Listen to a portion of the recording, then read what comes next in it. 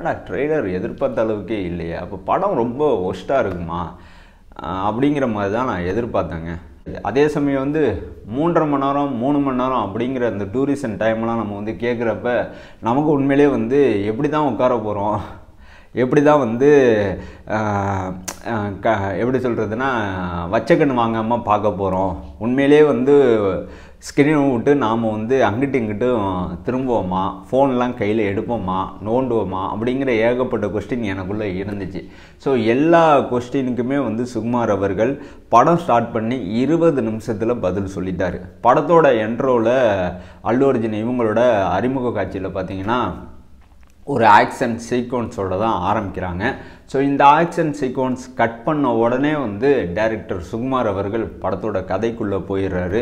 சாலிடாக வந்து 20 நிமிஷத்துக்குள்ளே பகத் பாசிலோட கேரக்டர் வந்து உள்ளே வருது. ஸோ உண்மையிலே இந்த கேரக்டர் உள்ளே வந்ததுக்கப்புறம் படம் பிக்கப் ஆகுது. கடைசி எண்டு வரைக்குமே படம் நான்ஸ்டாப்பாக செம்ம ஸ்பீடாக போகுது. தீயாதாங்க இருக்குது. ஸ்க்ரீன் பிளே ஒன்றும் தரமாக இருக்குது. ஒவ்வொரு சீக்வன்ஸும் உண்மையிலே வந்து மிரட்டலாக தான் இருக்குது. அதே சமயம் வந்து பகத் பாசிலோட கேரக்டர் வந்து முதல் பாகத்தில் வந்து பெருசாக இல்லவே இல்லை. ஜஸ்ட் வந்து 20 நிமிஷமோ 30 நிமிஷமோ தான் முதல் பாகத்தில். பட் ஆனால் வந்து இரண்டாம் பாகத்தில் படம் ஃபுல்லாகவே இவரோட கேரக்டர் வந்து பறஞ்சு விரிஞ்சு கிடக்கு.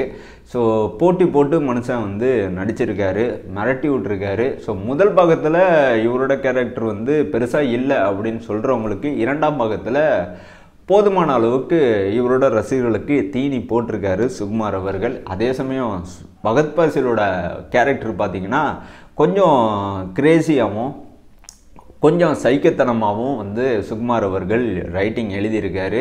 அதே மாதிரி அல்லு அர்ஜுனா கேரக்டர் வந்து பஸ் பார்ட்டை விட இரண்டாம் பார்ட்டில் கொஞ்சம் அதிகமாகவே டெவலப் பண்ணியிருக்காரு டைரக்டர் சுகுமார். அதே சமயம் வந்து ராசிங்க மந்தானா ஸ்ரீவள்ளி கேரக்டரில் வராங்க. ஸோ இந்த கேரக்டர் வந்து நேர்த்தியான ஒரு ரைட்டிங்கில் டைரக்டர் அவர்கள் வெளிப்படுத்தியிருக்காரு. அதே சமயம் வந்து இந்த படத்தில் முக்கியமான பலமே வந்து பின்னணி இசை. ஸோ ஸ்க்ரீன் பிளே எந்த அளவுக்கு வந்து பெஸ்ட்டாக இருக்கோ அதே அளவுக்கு ஆர்டிஸ்டோட பர்ஃபார்மன்ஸும் பெஸ்ட்டாக இருக்கோ அதே அளவுக்கு படத்தோட பின்னணி இசையும் தரமாக இருக்கணும். அப்படி இருக்கும் பட்சத்தில் இந்த 2 விஷயமும் ஆடியன்ஸ்கிட்ட போய் செம்மையாக ரீச் ஆகும் அப்படிங்கிறது உலகறிஞ்ச ஒரு விஷயம். இந்த விஷயம் இந்த படத்தில் செம்மையாக இடம் பிடிச்சிருக்கு. அதே சமயம் 3.5 மணி நேரம் எப்படி முடிஞ்சு அப்படின்னு என்னால் இப்போ கூட இமேஜின் கூட பண்ணி பார்க்க முடியல. உண்மையிலே 3.5 மணி நேரம் பார்த்தீங்கன்னா கிட்டத்தட்ட வந்து 3 மணி நேரம் நினைக்கிறேன். ஏன்னா இன்ட்ரோவெல்லாம் சேர்த்தா 3.5 மணி நேரம் ஆகுது. 3.20 நிமிஷம் படத்தோட டூரேஷனு. ஸோ இது வரைக்கும் இந்த படம் ஸ்டார்ட் ஆகி முடிகிற வரைக்கும் நான் எந்த ஒரு படத்துலையுமே வந்து எப்படி மொபைல் எடுக்காமல் நான் பார்த்ததே கிடையாது. இந்த படத்தில் தான் நான் மொபைலை தொடவே இல்லைங்க. கமர்ஷியல் படம் நம்ம வந்து சொல்லுவோம், இது தாங்க கமர்ஷியல் படம், பக்காவான கமர்ஷியல் படம். லாஜிக்கு நீங்கள் பார்க்க மாட்டீங்க அப்படின்னா கண்டிப்பாக இந்த படத்தை நீங்கள் வந்து போய் பார்க்கலாம். அதே சமயம் வந்து கொடுத்த காசுக்கு எனக்கு பக்காவான ஒரு என்டர்டெயின்மெண்ட் வேணும் அப்படின்னு நீங்கள் வந்து விருப்பப்பட்டீங்கன்னா இந்த படத்துக்கு கண்டிப்பாக போகலாங்க. ஆனால் நான் லாஜிக் பார்ப்பேன், எனக்கெல்லாம் வந்து லாஜிக் தான் வந்து உலகம், லாஜிக்கோடு தான் நான் வந்து சினிமா வந்து பார்ப்பேன், லாஜிக் இல்லாத படத்தை நான் வந்து பார்க்கவே மாட்டேன் அப்படின்னு ஒரு கூட்டம், ஏகப்பட்ட கூட்டம், ரசிகர் கூட்டம் கண்டிப்பாக இருக்கும். அவங்களுக்கெல்லாம் இந்த படம் வந்து ஒர்த்தபிளானதே கிடையாது.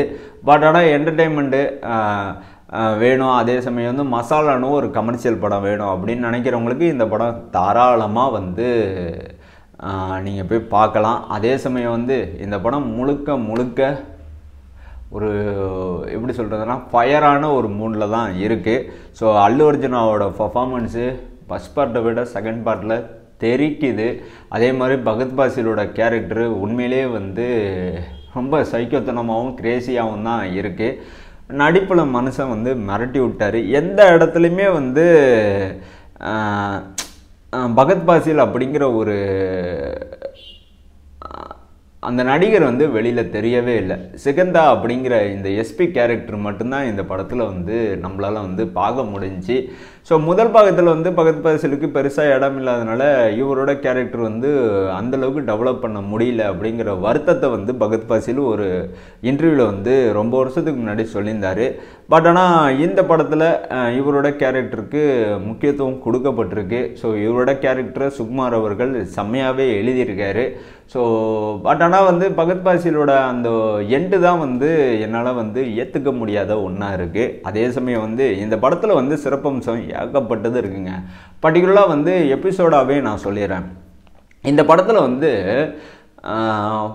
போலீஸ் ஸ்டேஷன் எபிசோடு ஒன்று வரும். ஸோ இந்த எபிசோடு வந்து நான் எந்த ஒரு படத்துலையுமே பார்த்ததில்ல. ஒட்டுமொத்த போலீஸுமே வந்து ராஜினாமா செய்ய வச்சு புஷ்பராஜ் வந்து ஒரு சம்பவம் ஒன்று பண்ணுவார். ஸோ இது உண்மையிலே வந்து மிரட்டலாக இருந்துச்சு. யூகிக்க முடியாத ஒரு ஸ்க்ரீன் பிளேவாக ஒரு எபிசோடாக இருந்துச்சு. அதே மாதிரி 2000 கோடி மதிப்புள்ள செம்மரக்கட்டை கடத்துகிற சீனு. ஸோ இந்த எபிசோடு வந்து அவுட்ஸ்டாண்டிங். ஸோ சொல்ல வார்த்தையே இல்லை, அந்தளவுக்கு நேர்த்தியான ஒரு சீக்வன்ஸாக ஒரு எபிசோடாக இருந்துச்சு. அதே சமயம் வந்து இன்னொன்று இருக்குங்க. கோயிலில் வந்து அல்லு அர்ஜுனை வந்து அதாவது புஷ்பராஜ் வந்து வேஷம் போட்டு பொம்பளை வேஷம் போட்டு டான்ஸ் ஆடுற மாதிரி ஒரு எபிசோடு வரும்.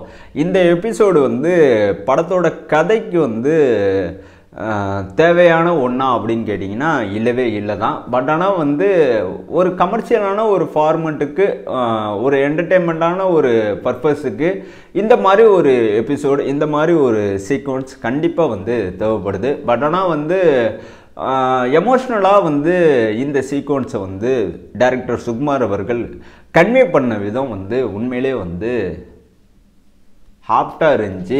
அதே சமயம் வந்து இந்த எபிசோடில் வந்து அல்லு அர்ஜுனா இவங்களோட அந்த பர்ஃபார்மன்ஸ் வந்து செம்மையாக வெளிப்படும். அந்த எப்படி சொல்கிறதுனா அந்த பொம்பளை கெட்டப் போட்டுக்கிட்டு அதாவது அரவாணியா அப்படிங்கிற ஒரு கெட்டப்பில் போட்டுக்கிட்டு இவர் வந்து டான்ஸ் ஆடுற அந்த பர்ஃபார்மன்ஸாக இருக்கட்டும், இதே கெட்டப்பில் வந்து ஃபைட் பண்ணுற சீக்வன்ஸாக இருக்கட்டும், உண்மையிலே வந்து இந்த எபிசோடு வந்து அக்மார் சுகுமார் இவங்களோட ரைட்டிங்கில் ஒன் ஆஃப் த பெஸ்ட். அதே மாதிரி இந்த படத்தில் வந்து ஆக்ஷன் சீக்வன்ஸ்லாம் வந்து ரொம்பவே அதிகமாக ஓவராக இருக்குது.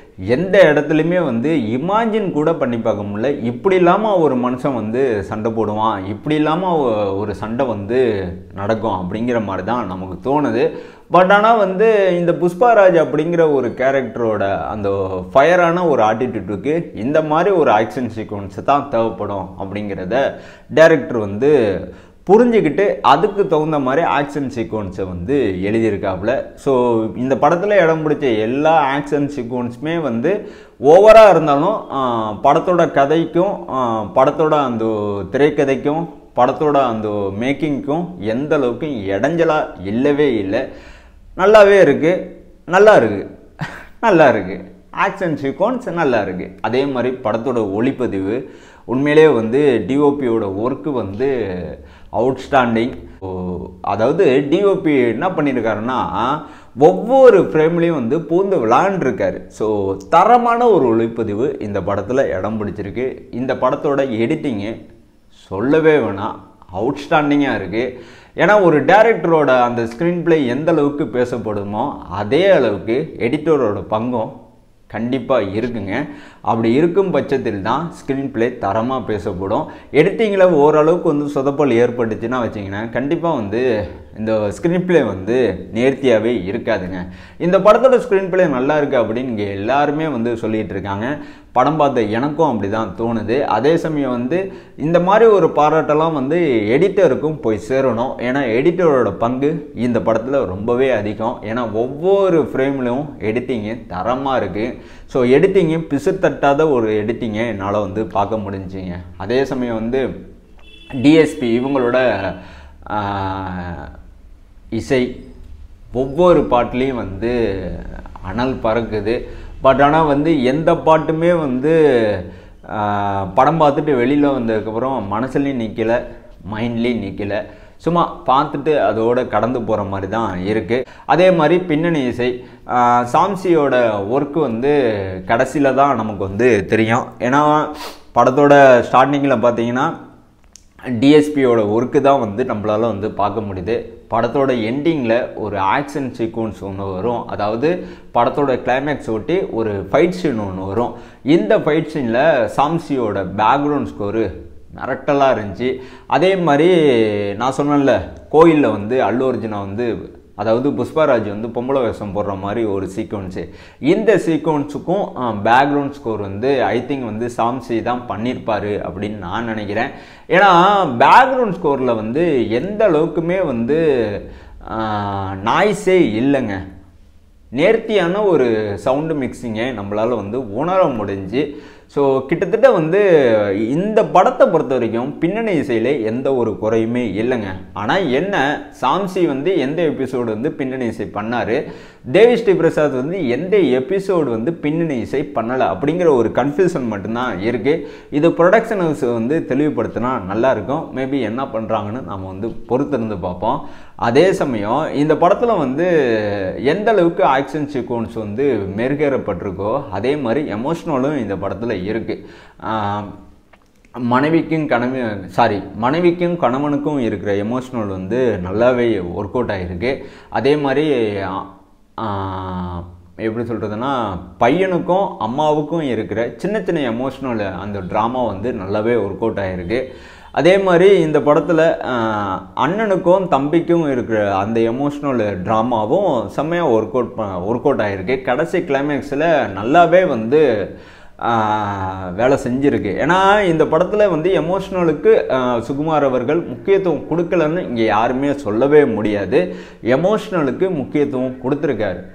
உறவுகளோட அந்த பாசத்தையும் இந்த படத்தில் வந்து வெளியில் கொண்டு வந்திருக்காரு. உண்மையிலே வந்து சுகுமார் இவங்களோட ரைட்டிங்கில் ரொம்ப ரொம்ப பவர்ஃபுல்லான ஒரு எலிமெண்ட்டான ஒரு விஷயம்னா எமோஷ்னல் ட்ராமா தான். ஒவ்வொரு படத்துலையும் இந்த எமோஷ்னல் ட்ராமா லைட்டாக தான் இருக்கும், பட் ஆனால் பவர்ஃபுல்லாக இருக்கும். இந்த படத்துலையும் அப்படி தாங்க இருக்குது. ஸோ இந்த படத்தில் பார்த்திங்கன்னா அரை மணி நேரம் எனக்கு வந்து போர் அடித்தாலே வந்து சடனாக வந்து நான் மொபைலை கையில் எடுத்துருவேன். பட் ஆனால் வந்து படத்தோட ஸ்டார்டிங்லேருந்து எண்டு வரைக்கும் நான் மொபைலை கையில் தொடவே இல்லை.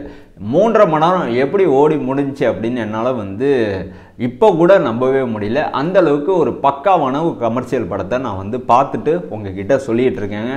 நன்றி, வணக்கம்.